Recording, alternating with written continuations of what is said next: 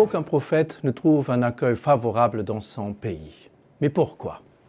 Parce que les habitants du village se souviennent du petit garçon ou de la petite fille qui jouaient dans les rues et peut-être parfois dérangeaient les villageois lors de leur sieste. Et maintenant, voir ces mêmes enfants adultes en train de donner des leçons de bonne conduite est tout de même un peu agaçant. Mais justement, dans ce paradoxe du fait que des gamins de jadis aujourd'hui sont porteurs de la bonne nouvelle, du salut, fait partie de la pédagogie du Seigneur. Le vrai prophète, le vrai apôtre du Christ fait abstraction de sa personne.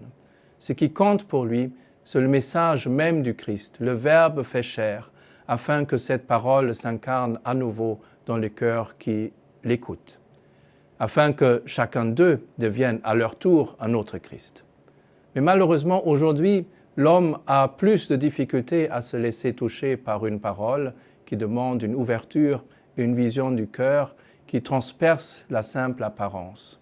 De plus, l'homme, en son autosuffisance et dans sa culture de mort, ne semble plus avoir besoin du message d'un sauveur ressuscité.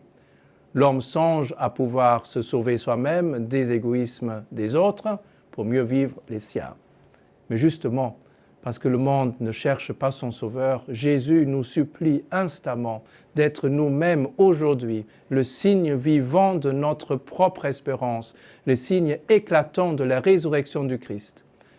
Notre tâche est difficile aujourd'hui car le monde semble refuser l'amour du Christ. Il faudrait alors que notre amour pour le Christ se manifeste avec encore plus d'éclat afin que le monde le voie, même s'il ne veut pas le voir. Et ainsi se réalise en nous ce qu'avait dit Jésus de lui-même. Ninive se convertit en réponse à la proclamation faite par Jonas, et il y a ici bien plus que Jonas. Autrement dit, le monde d'aujourd'hui se convertit à la proclamation de Pierre, Paul, Kythérie et Clotilde, car il y a bien plus que Pierre, Paul, Kythérie et Clotilde.